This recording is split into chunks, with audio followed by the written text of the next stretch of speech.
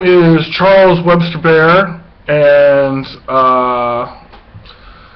today is January 3rd, 2015, and I am in Tianjin, China, and today I want to talk about GIG, and GIG is Global Internet Government, and GIG is my website, gig15.com, gig15.com. And GIG is something that I created in the year 2000, and I've been improving it and promoting it ever since.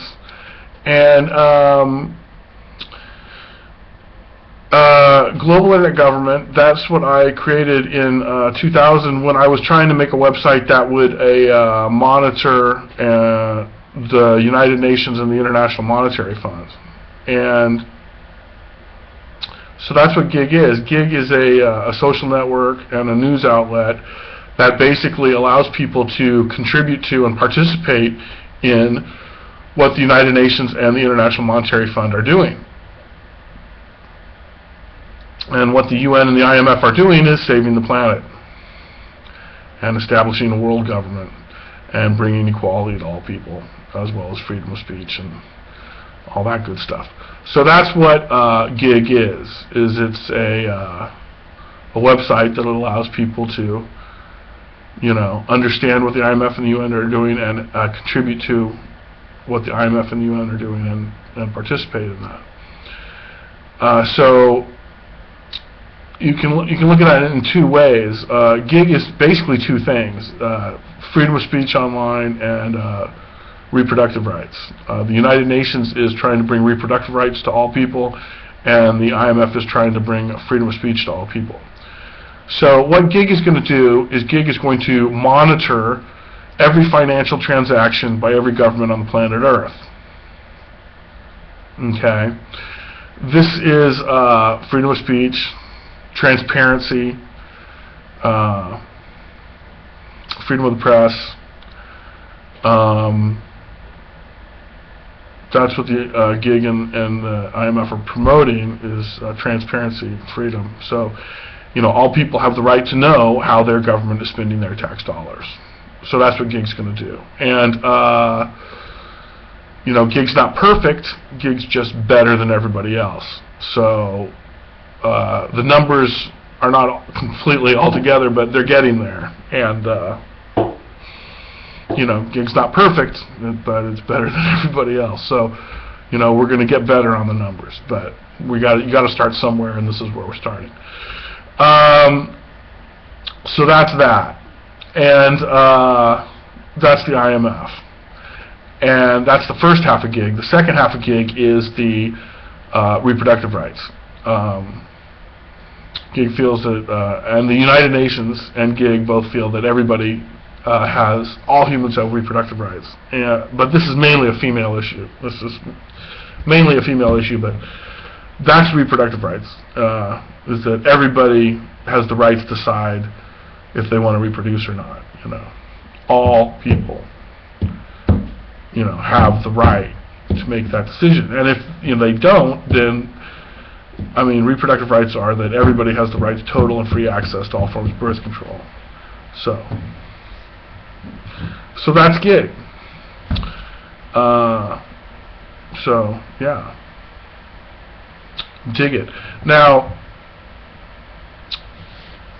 GIG takes it further with the IMF because how Europe has been economically united in one continent, the EU. Well, GIG wants to do that with North America, Central America, and South America, make it all one country, one government, one currency, just like Europe has been united like that, and with Asia too. So the IMF has helped Europe unite as one continent economically, and GIG wants to work with the IMF to unite all of America economically, just like Europe has been done with one currency, and Asia too. We're not going to live to see one world government, but we are going to live to see, the first steps of that, which is Europe's already done it. Europe's already shown us how to do it. And so we need to go ahead and do that with uniting all of North America, South America, and Central America, and the Caribbean into one economic union, just like Europe. Same with all of Asia. And so that's what GIG and the IMF are going to do. Okay, and that's in order to do that, you need total transparency, and you need to be GIG compliant. You know, you need to have if your country wants to form these continental currencies and these new governments, just like Europe, then the government has to be GIG compliant. It has to have less than 2% inflation from GDP. Inflation has to be less than 2% of gross domestic product. The government has to be transparent. There has to be a balanced budget amendment where it's illegal to go into debt. Things like this. So that's what GIG is working on as well. And the reason GIG is so focused on reproductive rights is that GIG feels that it's important to save the environment. And GIG feels that the best way and the easiest way to save the environment is to create a significant and sustained decline in the human population.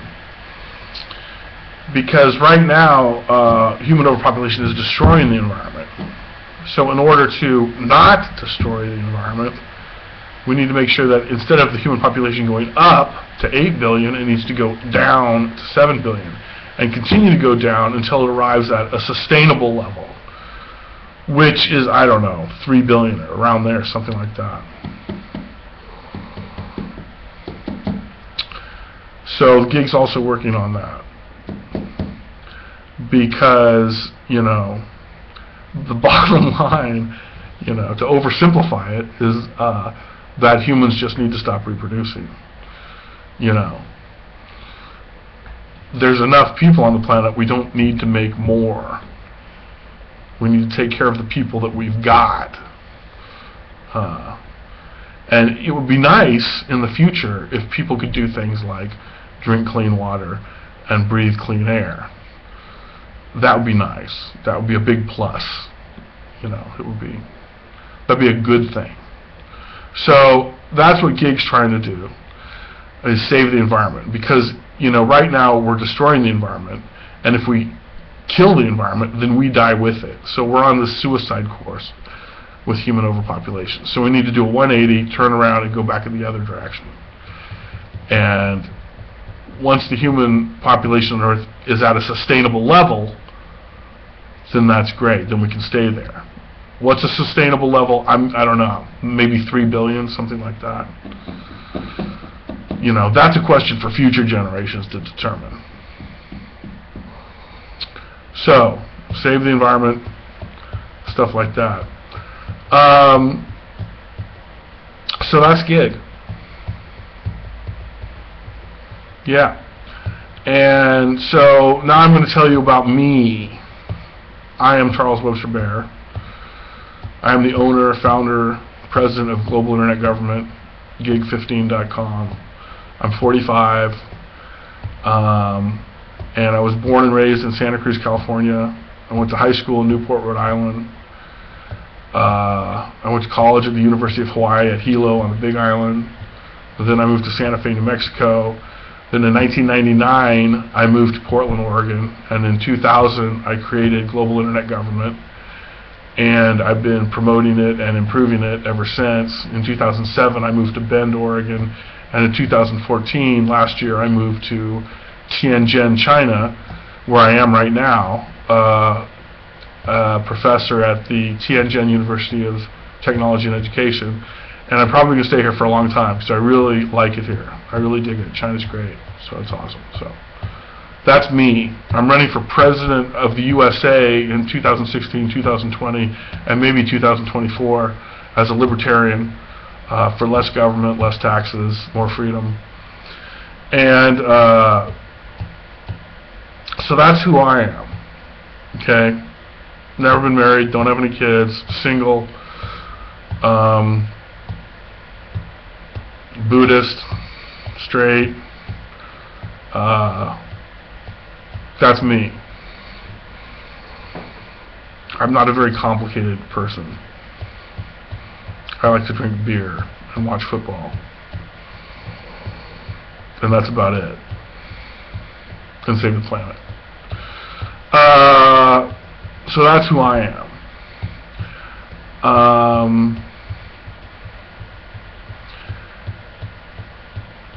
And this is what gig is.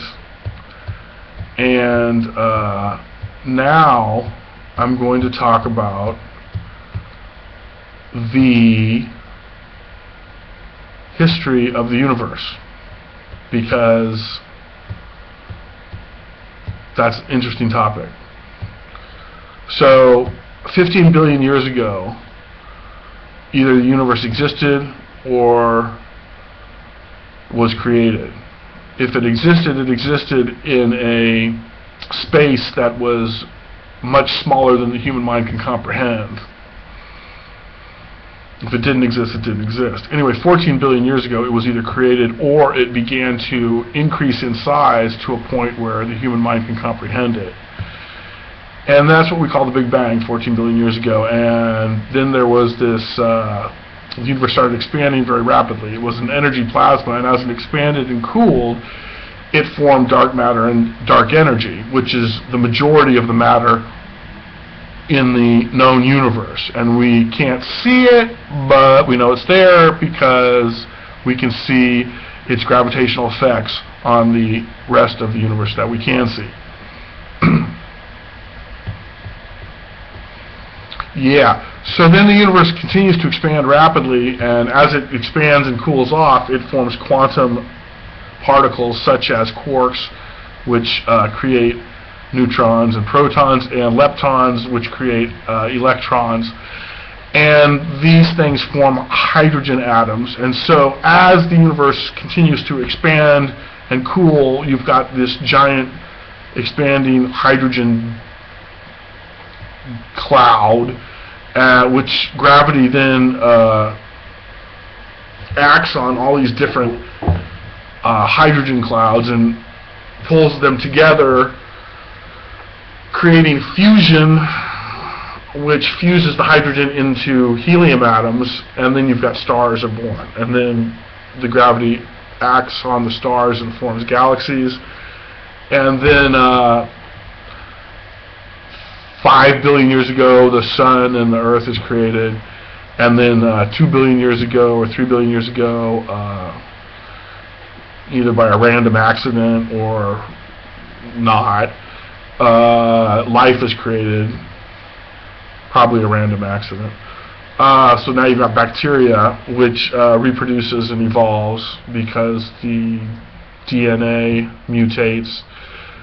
And so the bacteria evolves into algae, which evolves into ocean plants, which evolve into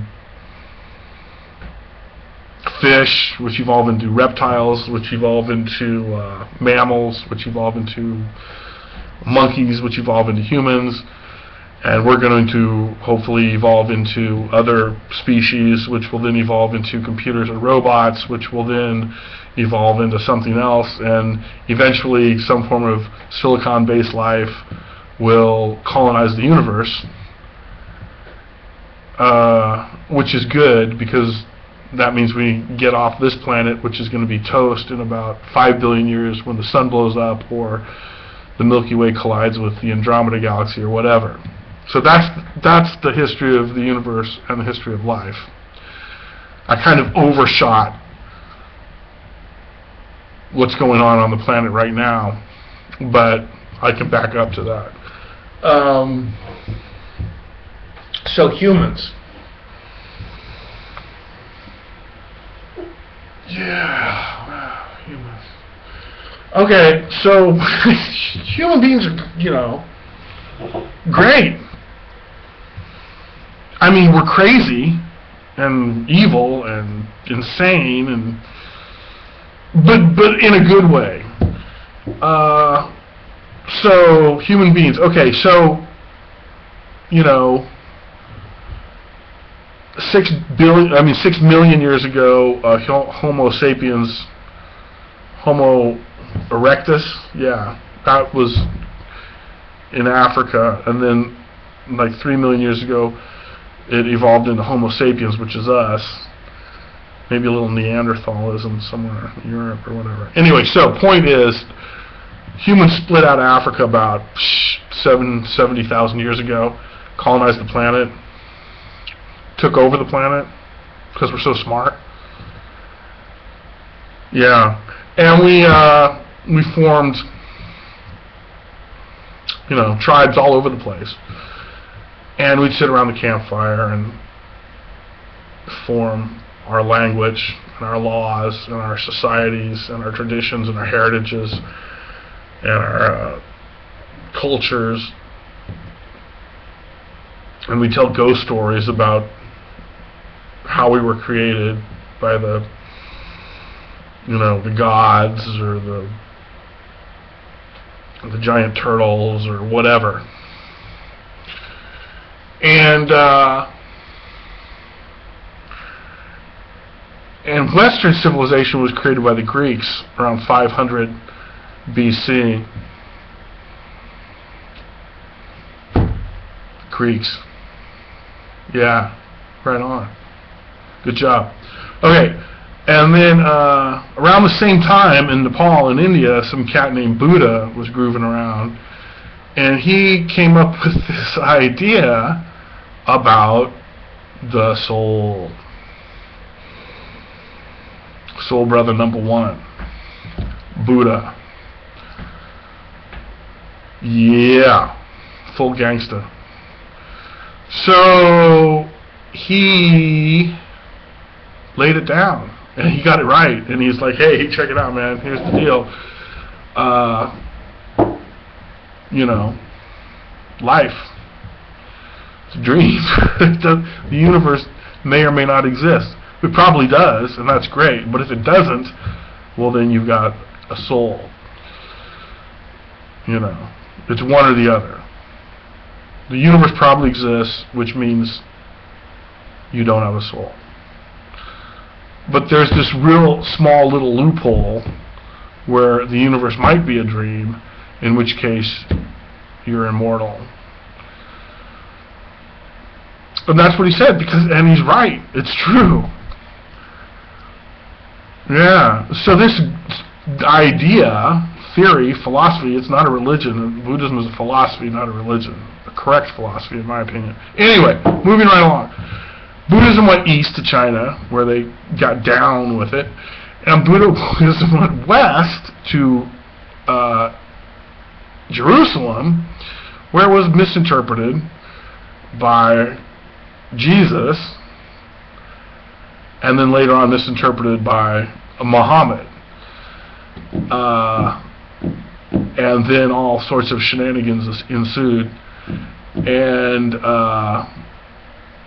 so then the Romans, what they did with the Roman Empire was they took all the good stuff from the Greeks and added this, you know, crazy Catholicism stuff, and they formed the Roman Empire, which took over most of Europe and laid down the foundation for the European nations. And then that went very well, and then there was the Industrial Revolution, which also went very well. And then there was the Europeans taking over the planet, which, you know, that's what happened, because they had technology, which is the, you know, that's what it's all about. And there's a couple wars, and now we're at where we're at. Right? Okay, good. So everything's cool. It's all good, you know. And humans have taken over the planet. Fantastic. That's great. And now we need to continue to continue to take care of business, which is what global internet government is. You know. Now we need to save the planet from ourselves. And we will, with global internet government. Can you dig it? So, that's Gig. That's me. This is my video. I've now gone over 20 minutes. Congratulations. You've been lasted over 20 minutes. I'm gonna draw the Gig logo. This is the Gig logo. The Gig slogan is "Save Earth Now," and this is the Gig logo. Let me draw it out there.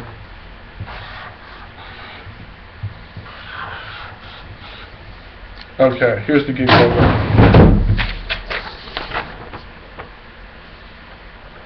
G-I-G. G-I-G, Gig. That's the Gig logo. And so, if you agree with Gig, you're a Giga.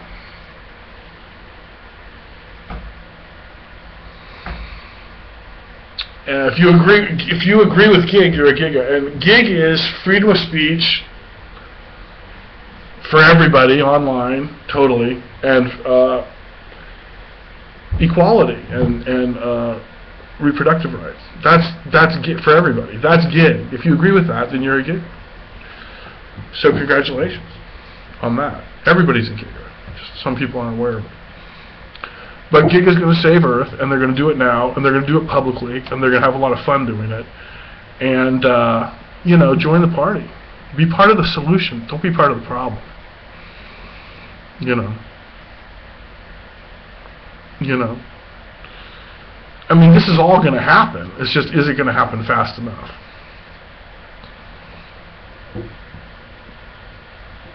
And I am positive, and I'm optimistic, and I think it will happen fast enough.